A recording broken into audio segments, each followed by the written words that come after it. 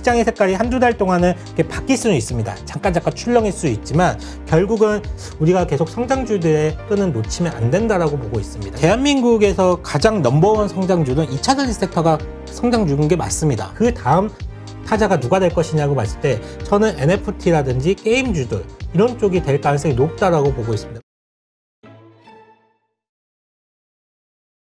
자, 그러니까 일단 그러니까 금리가 상승한다고 해서 무조건 성장주가 안 좋을 것이다 라고 단정 짓기는 어렵다. 이 성장주의 실적이 계속 좋아진다면 지금의 어떤 주가 상승을 계속 이끌 것이다. 이렇게 정리하면 돼요? 예, 맞습니다. 뭐 교과서 쪽으로 본다라고 하면 당연히 금리가 올라가면 듀레이션이 멀리 있고 또는 지금의 현금 흐름보다는 미래의 현금 흐름을 가져다 쓰고 있는 성장주들이 할인율을 많이 받으니까 당연히 디스카운트 요인이 클 수밖에 없잖아요. 그래서 성장주는 하락을 하고 경기민감주는 올라가는 게 맞는데 근데 실제로 주식시장에서 우리가 임하다 보면 결국은 주가의 함수는 실적에서 나오는 거고 이 성장주 역시도 YOY로 성장률이 굉장히 그 실적 성장세가 크게 나타난다라고 하면 꺾이지가 않는다라는 거죠. 그리고 경기민감 업종이라고 해도 금리가 올라간다라고 한다고 해서 무조건 실적이 잘 나온다는 보장이 없다. 그렇기 때문에 금리가 올라간다라고 했을 때 우리가 경기 민감주냐 성장주냐를 가지고 딱 미리 결정 짓고 뭔가 이분법 쪽으로 딱 잘라서 결정을 하기보다는 실적이 과연 어느 쪽에서 좀 더 크게 나타나고 룸을 더 보일 것인지 이 부분에 좀 포커스를 맞추고 시장을 관찰할 필요가 있다라고 좀 보고 있습니다.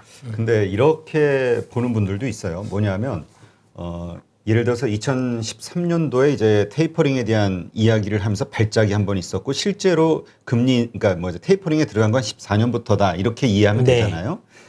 근데 이제 그 이후 뭐 6년 금리 인상 하는 데까지 그런 시간이 걸렸다고 하고 그 과정에서 주가는 상승했지만 이렇게 보는 분도 있어요.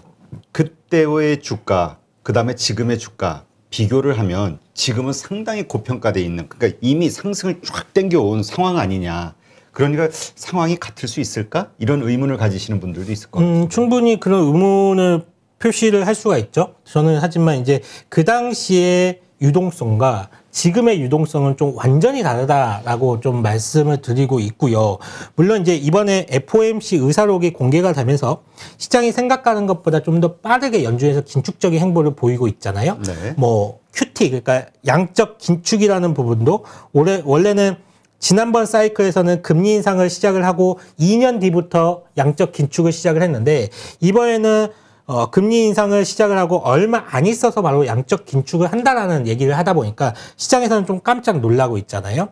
이 부분은 결국은 연준에서 과연 왜 QT를 지금 하는 걸까라는 좀 생각을 잘 해볼 필요가 있습니다. 그러니까 이게 좀 오해하시는 부분이 있는데 이 양적 완화인 QE 그리고 양적 긴축인 QT 이게 개념 자체는 좀 상반된 개념인데 이게 실행 방법이라든지 시장에 미치는 영향이 좀 완전히 다르거든요. 이게 어떻게 다르냐면 QE는 잘 아시다시피 시장에서 채권을 매입하는 거잖아요. 근데 QT는 채권을 시장에 매도하는 게 아닙니다. 매각하는 게 아니에요. 만기가 도래하는 채권을 롤오버하지 않는 게 바로 QT거든요. 물론 이제 시장에 채권을 내다 파는 양적 긴축을 할 수는 있는데 연준 역사상 인위적으로 자산 매각을 통해 가지고 대차를 축소한 적이 지금까지 없었어요. 그렇기 때문에 이번에도 롤오버를 하지 않으면서 자연스럽게 자산 규모를 축소를 유도하게 될 건데 그러면 QT를 지금 왜 하느냐? 이렇게 QT를 하게 되면 결국은 물가가 잡히게 될 겁니다. 물가가 잡히게 될 거예요. 이거 왜 물가가 잡히느냐? 결국 연준이 만기가 도래하는 채권을 롤오버하지 않으면 시장에 공급되는 채권의 양이 많아지게 될 거 아니에요. 채권의 양이 많아지면 그럼 채권 가격은 하락을 하게 될 겁니다. 그리고 채권 금리는 올라가게 되겠죠. 시장 금리가 올라가게 될 거예요. 시장 금리가 올라가게 되면 금리와 물가는 경제학적으로 반비례 관계이기 때문에 물가는 하락하게 될 겁니다. 연준은 이 부분에 포커스를 맞추고 있는 거예요. 그래서 저는 이렇게 생각하거든요. 만약에 연준에서 QT라는 새로운 정책을 통해서 물가를 안정화시킨다라고 했을 때 과연 금리를 지금의 시장에서 생각하는 속도로 올릴 수가 있겠느냐. 오히려 QT가 시작이 되고 물가가 잡힌다라고 하면 금리 인상 속도는 굉장히 늘어질 수도 있다라고 생각을 좀 하고 있습니다. 왜 또 이렇게 생각하는 중요한 이유가 바로 이 부분 때문에 그런데요. 지금 미국이 내년도에 성장률을 한 7% 정도 잡고 있어요. 그리고 내후년에는 한 5% 정도 좀 잡고 있거든요. 근데 현재 미국의 재정 적자 규모를 생각을 해볼 때 감당 가능한 금리 수준이 한 1% 중반 정도밖에 안 됩니다. 그러니까 어떻게든 연준은 기준금리의 점진적인 인상을 통해서 저금리 기조를 유지하는 게 굉장히 중요하거든요. 왜냐? 미국은 부채가 굉장히 많은 국가예요. 그렇죠. 정부 부채도 많고 이자 부담이 하는 게 굉장히 크기 때문에 연준 입장에서는 정부의 부채를 최대한 자극시키지 않고 그 짐을 키우지 않는 선에서 저금리를 유지를 해야 되는데 지금 문제는 물가가 계속 뛰다 보니까 이걸 잡을 수 있는 통제 수단이 필요한 거죠. 그러다 보니까 QT를 지금 들고 나온 거고 QT를 통해서 물가가 어느 정도 잡힌다라고 했을 때 우리가 지금 생각하는 금리 인상 경로와는 다를 수가 있다라고 보고 있습니다. 그래서 아마 올해 연말이 됐을 때는 지금보다 그 금리 인상 속도와 금리 인상에 대한 우려감이 상당히 많이 줄어들 가능성이 높다라고 보고 있고 지금의 시장금리, 그러니까 미국의 장기채 금리에 반영된 시장금리에는 좀 오버해서 지금 반영되어 있을 가능성이 높습니다. 그래서 시장금리는 아마 시간이 지나면 지날수록 하락한다라고 봤을 때 오히려 금리에 대한 두려움도 좀 마무리되는 좀 그런 그림을 좀 그려보는 게 낫지 않을까라고 좀 생각을 하고 있어요. 이런 부분도 마찬가지로 성장주에 좀 도움이 될 수 있는 부분이 되겠죠. 네. 자, 그러면 지금 그 뭐라 그럴까요? 일단 우리가 이제 그렇게 생각은 해볼 수 있는데 일단은 시장이 어떻게 그것을 생각하고 받아들이느냐. 사실 우리는 그 흐름을 따라갈 수밖에 없는 거잖아요. 근데 지금 어쨌건 이러한 현상들이 벌어졌을 때 나오는 시장의 어떤 반응, 그러니까 주가의 추이, 섹터들의 어떤 움직임 이런 거를 봤을 때 어쨌건 성장주는 지금 되게 그 충격을 받는 것 같다는 생각이 들거든요. 그러니까 왜냐면 많이 하락을 하니까. 뭐 이거는 뭐 미국도 그렇고. 이건 어떻게 봐야 될까요? 그러니까 주식 투자를 하면서 나의 투자의 관점과 시점을 어느 쪽에 잡고 있느냐가 굉장히 중요할 것 같은데 물론 이제 기간 자체를 일주일 단위로 트레이딩 한다든지 한 달 단위로 트레이딩 한다라고 했을 때는 지금의 시장의 색깔과 맞춰서 트레이딩을 할 수밖에 없어요. 하지만 결국은 내가 바라보는 시점이 1년 뒤, 2년 뒤라고 했을 때 지금의 성장주들이 주가에 조정이 나오는 부분들은 우리가 충분히 감내를 하고 지금도 계속적으로 좀 추가 매수를 통해서 우리가 비중을 확대해 나가는 전략이 맞다라고 보고 있거든요. 왜냐하면 결국은 성장주라는 것이 지금과 같은 인플레이션이 공급단에서 일어나는 구간에서는 성장을 계속적으로 보여주는 성장주들은 굉장히 희소해질 수밖에 없습니다. 시간이 지날수록 계속 더욱더 희소해질 거예요. 그러면 자금들은 결국은 이런 성장률을 따라가기 때문에 이런 희소한 성장주들에 더욱더 쏠릴 수 있는 환경을 제공할 수가 있다고 보고 있고 과거에 계속 그래왔어요. 과거 한 10년 넘는 투자 기간 동안에 우리는 항상 성장에 목말라 있었고 결국은 시장의 색깔이 한두 달 동안은 이렇게 바뀔 수는 있습니다. 잠깐 출렁일 수 있지만 결국은 지금의 애플을 있게 하고 지금의 테슬라를 있게 하고 지금의 마이크로소프트를 있게 한 거는 바로 그런 성장에 대한 모멘텀으로 이 자리까지 올라왔다라고 보시면서 우리가 계속 성장주들의 끈은 놓치면 안 된다라고 보고 있습니다. 그래서 지금은 어떻게 보면 시장의 색깔을 조금 맞추려면 뭐 바벨 전략을 취하자라는 얘기도 많이들 하죠. 경기 민감주 색깔을 조금 섞어서 바벨 전략을 취하자라는 말씀을 많이 하는데 사실 이 바벨 전략을 취하는 건요. 개인 투자자가 하기에는 말처럼 그렇게 쉽지는 않습니다, 이게. 왜냐면 그 운용 자금이 그렇게 크지가 않으니까. 그것도 그렇고, 바벨 전략을 취하자는 거는 결국은 균형 감각이 있게끔 가져가야 되거든요. 시장에 대해서 호흡을 굉장히 잘 따라가야 돼요. 그러니까 시장의 움직임에 대해서 그 호흡 자체를 완전히 시장과 같이 움직이면서 이 바벨 양쪽을 균형을 맞춰야 되는데, 이게 개인 투자자들 하기에는 좀 어려운 영역이에요. 그래서 물론 이제 전문가들이 우리가 뭐 경기 민감주 성장주를 뭐 적정히 비중을 실어가지고 같이 가져가자는 얘기를 하는데 저는 오히려 개인 투자자들한테 이 바벨 전략을 한다라는 것 자체가 독이 될 수가 있다라고 보고 있습니다. 그래서 그렇다면 이제 성장주 중심으로 그냥 가자. 네. 그리고 지금 이렇게 성장주의 모습이 흔들릴 때, 약할 때 매수하는 오히려 더 매수하는 전략이 맞다라고 보고 있고 지금의 고통을 조금 참으시면서 주식을 하시면서 고통이 없는 기간은 없습니다. 항상 고통이 있기 마련이에요. 근데 지금 현금이 있으신 분은 사면 좋은데 이미 다 물렸거든. 지금 살 돈이 없어. 지금 이미 물려가지고 어떻게 해야 돼요? 참 어려운 질문을 하시는데, 현금은 주식 투자를 하면서 계속적으로 어느 정도 일정 부분 가지고 있는 게 제일 좋아요. 10에서 한 15%는 최소는 가지고 있는 게 제일 좋은데, 만약에 지금 모든 현금을 다 쓰고 현금이 아예 제로인 상태다라는 보신 분들은 이번 시장을 본다라고 해도 연초에 성장주들이 많이 급락을 했고, 그리고 어제 같은 경우에 또 성장률이 튀어 올라오는 구간이 있었잖아요. 이렇게 튀어 올라오는 구간에서 비중을 그래도 5%든 10%든 덜어내고 현금을 마련해 놓는 게 좋습니다. 자, 그렇다면 지금 그렇게 없으신 분들 같은 경우는 지금 이제 차후에 또 다시 성장주의 어떤 반등? 그러니까 가지고 있는 주식이 반등하는 어떤 상황이 됐을 때는 좀 일부 정리하고, 그렇죠. 그것으로 다시 성장주가 좀 싸게 보일 때, 떨어졌을 때 그때 성장주를 좀 담자. 그렇죠. 근데 또 여기서 또 개인 투자자분들이 잘 생각을 하셔야 할 게, 내가 현금을 잘 마련해 놨는데 내동 매매 하시면 안 됩니다.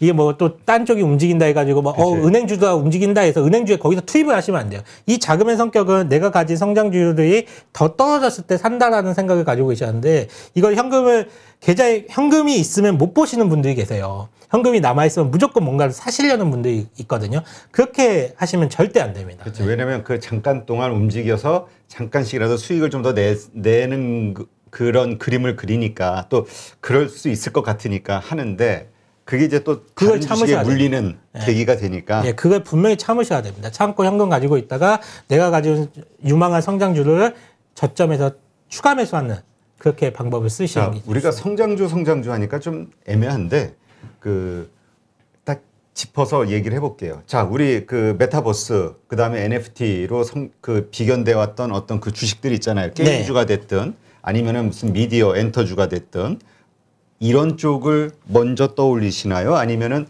뭐라 그럴까요? 우리 뭔가 2차 전지 소재주 같은 이런 어떤 제품을 떠올리시나요? 대한민국에서 가장 넘버원 성장주는 2차 전지 섹터가 성장주인 게 맞습니다. 어쨌거나 지금 뭐 소재라든지 장비라든지 지금 번갈아 가면서 올라가고 있잖아요. 소재가 올라가면 장비가 시고, 지금 장비가 올라가니까 또 소재가 시고, 2차 전지 섹터가 대한민국에서는 넘버원 성장 섹터인 게 분명하고요. 이게 바톤 터치가 됐을 때, 결국은 2차 전지도 이제 증감률 자체가 꺾여 나가는 시점이 나올 거 아니에요. 그러면 이게 바톤 터치가 된다고 했을 때, 그 다음 타자가 누가 될 것이냐고 봤을 때, 저는 NFT라든지 게임주들, 이런 쪽이 될 가능성이 높다라고 보고 있습니다. 왜냐면, 대한민국의 국민의 흥각기가 장난이 아니거든요. 놀고, 이렇게 춤추고 이런 흥각기가 장난이 아닌데, 이런 것들 제일 발산을 잘 할 수 있는 데가 게임, 엔터 이런 쪽이잖아요. 근데 이 게임과 엔터 쪽에서 분명히 신사업이 만들어지고 있고 거대한 물결이 지금 바뀌고 있기 때문에, 이 거대한 물결을 잘 올라탄다라고 했을 때 2차 전지 섹터가 주도했던 그런 주가 흐름보다 더 큰 주가 상승도 만들어낼 수가 있다고 생각을 좀 하고 있어요. 근데 이제 지금 같은 경우 사실 우리가 한 달도 아니죠. 불과 한 2, 3주 전만 해도 기대감들이 이렇게 있었는데, 일단 주가가 꼬꾸라지고 그러면서 뭐 여러 가지 이야기들이 나오잖아요. 지금 이렇게 뉴스들 보면은 게임주에 대해서 전부 증권사들도 줄하향 목표가를 내리고 있단 말이죠. 그러니까 이런 상황에서 들어가기가 되게 무서울 거란 말이에요. 사실 게임주들 같은 경우에는 가장 근본적으로 주가 하락의 이유를 만들었던 거는 정부의 규제에 있다라고 생각을 하고 있어요. 정부의 규제와, 그리고 일부 게임사에서 발행한 코인 가격이 급락하면서, 그리고 연준에서의 긴축적인 행보 때문에 가상화폐 시장이 또 흔들리고, 이런 것들이 다 맞물리면서 주가 하락을 만들어내고 있다라고 보고 있는데, 정부의 규제는 게임사들이 아마 돌파구를 마련할 수밖에 없을 겁니다. 왜냐하면 이거는 국내에서만 규제를 한다라고 했을 때 게임사들이 이걸 포기할 수가 없거든요. 분명히 해외 루트를 통해 가지고 만들어낼 것이고, 이 해외를 통해서 우리 게임사들이 인정을 받는다라고 했을 때는 오히려 멀티플을 더 줄 수 있는 그런 여지가 있다라고 보고 있고요. 이 NFT와 관련된, 이 코인과 관련된 변동성과 가상화폐 시장에서의 변동성을 가지고 게임주들이 흔들리는 거는, 이거는 지금 지나가야 될 만한 과정이라고 보고 있어요. 성장통이라고 보고 있어요. 이게 없이 그냥 바로 그냥 쭉쭉 달려갈 수는 없다라고 보고 있고, 분명히 새로운 게 무언가가 나타났을 때는 이거를 검증하고 시험해 볼 수 있는 많은 사람들의 그런 시도가 있을 건데 그 과정에 흔들 수밖에 없거든요. 이런 걸 성장을 다 겪고 난 다음에 이 고통을 다 겪어놔야지만이 나중에 더 크게 좀 성장을 할 수 있다고 보고 있어서 저는 이 게임주들이 지금 겪고 있는 주가 하락은 충분히 감내를 좀 해야 되는 고통이지 않을까, 더 큰 열매를 만들어가는 그런 과정이지 않을까라고 좀 생각을 하고 있습니다. 네. 근데 또 이렇게 볼 수도 있지 않을까요? 뭐냐면 원래 우리는 불법이었잖아요. 규정을. 그래서 원래부터 규제가 있었지 이게 잘 되고 있는데 어떤 규제안을 내놔서 이것 때문에 주가가 무너진 건 아니잖아요. 그렇기 때문에 규제, 불법이었음에도 불구하고 주가는 쫙 올라왔던 거고 외국에서의 어떤 그런 기대감들 때문에 그러니까 이 주가 빠진 게 국내의 어떤 불법 규제? 이것 때문이라고 보기는 좀 애매할 것 같은데요. 해외 쪽은 만약에 우리나라에서만 규제를 하고 해외 쪽이 열어준다라고 해서 해외 쪽은 이제 계속적으로 진행하고 사업적인 진행하고 국내에서만 규제를 한다라고 했을 때 과연 게임사들이 그러면 국내에서 사업을 진행을 할 수 있을까? 아마 다 해외로 나갈 거예요. 해외로 다 나갈 수밖에 없을 거예요. 그래서 국내 규제도 결국은 글로벌 트렌드가 그쪽 방향으로 가고 있다라고 하면 이 규제 역시도 분명히 바뀔 수 있다라고 보고 있거든요. 근데 우리가 이제 지금 P2E 이제 돈을 번다. 그 게임을 그러니까 돈을 벌기 위해서 게임을 하는 사람. 그러니까 이게 결국 게임의 뭐라 그럴까요? 근본이 뭘까? 근본이 뭘까 하면 재미가 있어야 되잖아요. 재미로 즐기는 거고. 그 재미로 즐기는 사람들이 정말 많이 모였을 때 그게 이제 시장이 하나 형성이 맞아요. 된다 생각되고 그 사람들이 거기서 사는 게 결국 아이템 거래니까 맞아요. 이 아이템 거래가 활발해졌을 때 그와 연계된 어떤 뭐 가상 자산, 화폐 이런 것들이 같이 연계가 되면서 이 게임의 상승작용이 일어나는데 첫 번째 질문.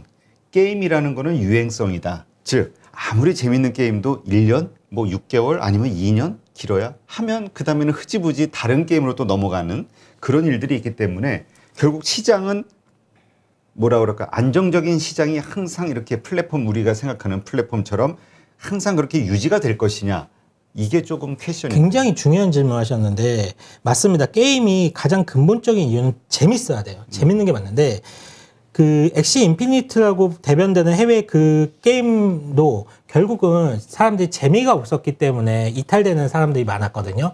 근데 국내 게임사들의 경쟁력은 정말 세계에서 탑 클래스 수준이에요. 리니지가 지금 20년이 넘게 지금 전 세계에서 지금 많은 유저들을 모으고 있고 그리고 크래프톤이라는 데서 배틀그라운드가 정말 전 세계에서 굉장히 열풍을 부르고 있고 컴투스의 이 서머너즈 워가 10년 가까이 지금 모바일 게임에서 뭐 유럽이라든지 미국에서 시장에서 확고한 점유율을 차지하고 있는데 이거는 굉장히 우리나라가 잘할 수 있는 분야거든요. 그러니까 우리나라 게임사들이 게임을 굉장히 재밌게 잘 만듭니다. 그러기에 여기에 뭔가 새로운 사업이 합쳐졌을 때 이 폭발적인 잠재력은 정말 크게 나타날 수가 있다라고 좀 생각을 하고 있고 말씀하신 것처럼 게임은 굉장히 재밌어야 되는데 우리나라 회사가 제일 재밌게 만들어요. 전 세계에서 게임을. 그렇기 때문에 저는 가능성이 크다라고 보는 거예요. 이게.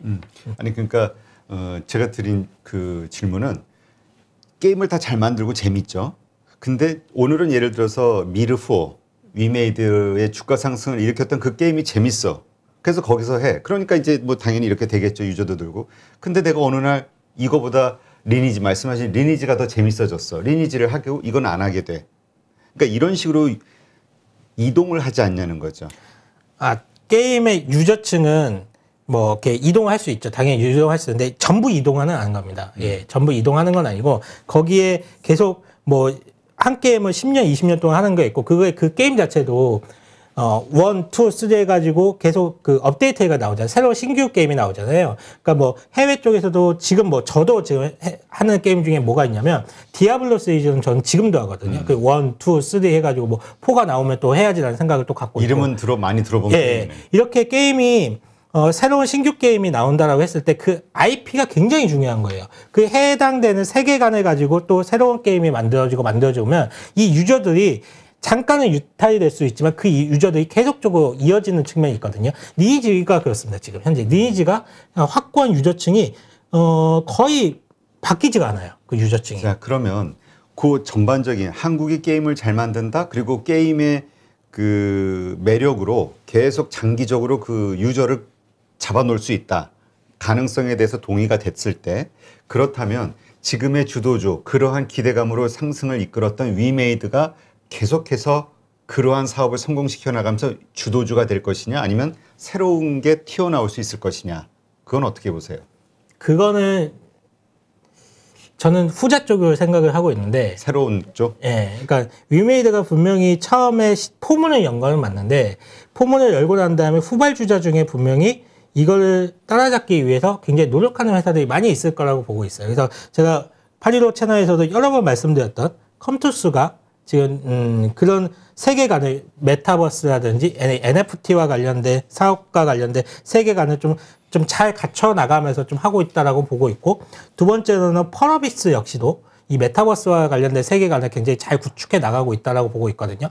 그러면 이런 게임사들이 신규 게임을 개발을 했을 때 과연 이것들이 유저들한테 먹힐 것이냐 안 먹힐 것이냐는 게임이 개발되고 나와봐야지 솔직히 압니다. 이거는. 하지만 그동안 해왔던 게임들의 IP를 가지고 신규 게임을 지금 개발하고 있기 때문에 과거에 이력이 있잖아요. 과거에 경험이 있잖아요. 그러면 과거의 그런 수치를 봤을 때 상당히 성공 가능성이 높다라고 보고 있는 거죠. 네.